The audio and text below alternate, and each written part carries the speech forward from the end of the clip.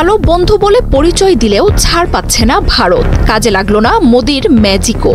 সামরিক বিমানে ভারতীয় অবৈধ অভিবাসীদের ফেরত পাঠাতে শুরু করেছেন ট্রাম্প। 2 শতাধিক ভারতীয়কে নিয়ে যুক্তরাষ্ট্র থেকে ভারতে আসছে ট্রাম্পের পাঠানো সামরিক বিমান। এই প্রক্রিয়ায় ভারতে ফেরত পাঠানো হতে পারে যুক্তরাষ্ট্রে থাকা কয়েক লাখ অবৈধ অভিবাসীকে। এমনিতেই চাপে থাকা ভারতের অর্থনীতি নতুন যোগ হওয়া কয়েক লাখ বেকারের ভারে আরও বিপর্যয়ে পড়তে পারে। ক্ষমতায় আসার প্রথম দিনেই অভিবাসীদের বিরুদ্ধে এক প্রকার যুদ্ধই ঘোষণা করেছেন মার্কিন প্রেসিডেন্ট ডোনাল্ড ট্রাম্প। সীমান্তে জারি করেছেন জরুরি অবস্থা, মোতায়েন করেছেন সেনা। দেশ জুড়েও কাগজপত্র না থাকা অভিবাসীদের উপর শুরু হয়েছে ব্যাপক ধরপাকড়। হাত পা বেঁধে এসব অভিবাসীকে এক কাপড়ে তোলা হচ্ছে সামরিক বিমানে, পাঠানো হচ্ছে নিজ নিজ দেশে।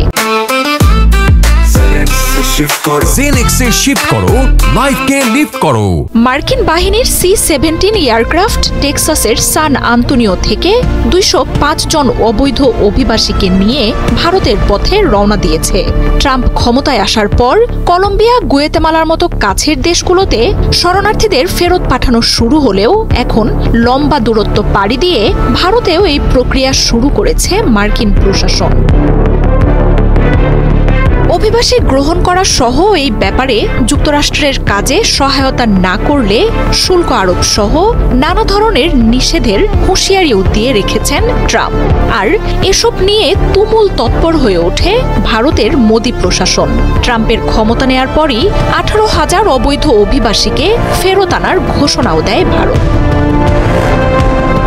যুক্তরাষ্ট্রে কাগজে কলমের হিসেবে 1,10 লাখের বেশি অবৈধ অভিবাসী রয়েছেন। তার মধ্যে 6 থেকে 7 লাখ ভারতীয়। এই বিপুল অবৈধ অভিবাসী নিয়ে ট্রাম্প আসার পরই ব্যাপক চাপে পড়ে নরেন্দ্র মোদীর সরকার।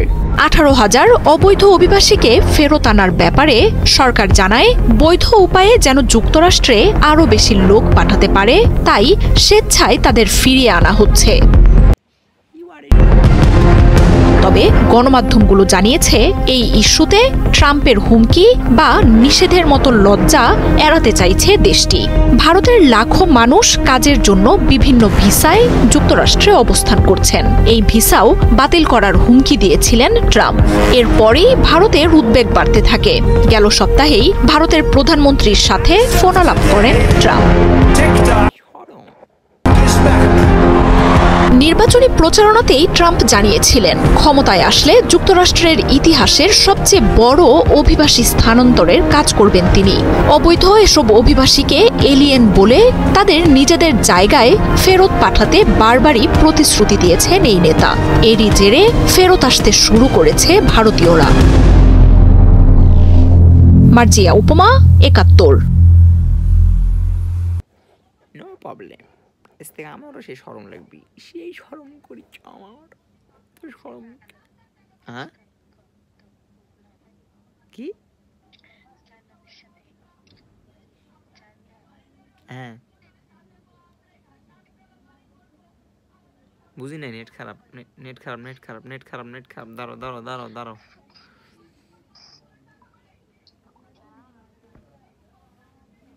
কও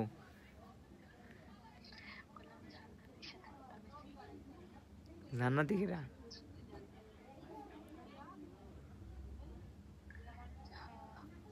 তোমার বান্ধবী কি কয়?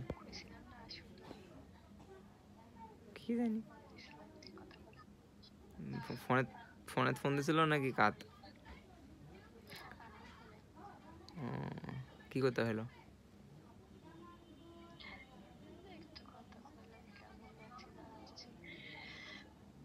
কুড়ি বা শ্বশুর বাড়িতে?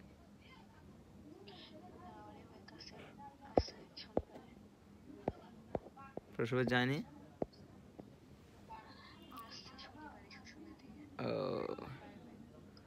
শ্বশুর কি করলো কয়নি?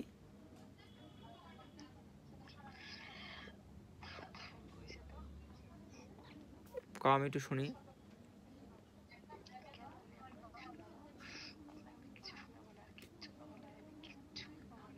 ও আপনি তো শরম পাচ্ছেন না, সরি আমি তো শরম পাই, এগুলো শুনবো না তো আমিও শরম পাই, সেই শরম।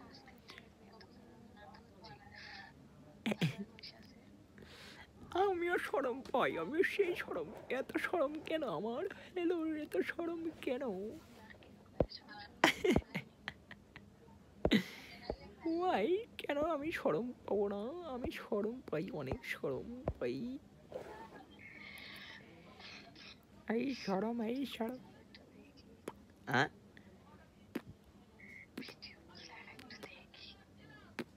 ভিডিও কল দিব, পরে দেখো।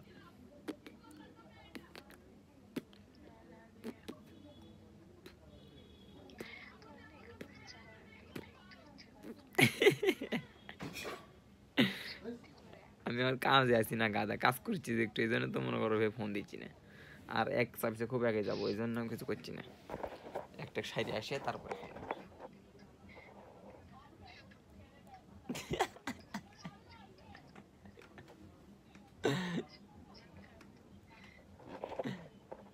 না আরে শোন একটা কথা কই, আচ্ছা আসি পরে কখনই।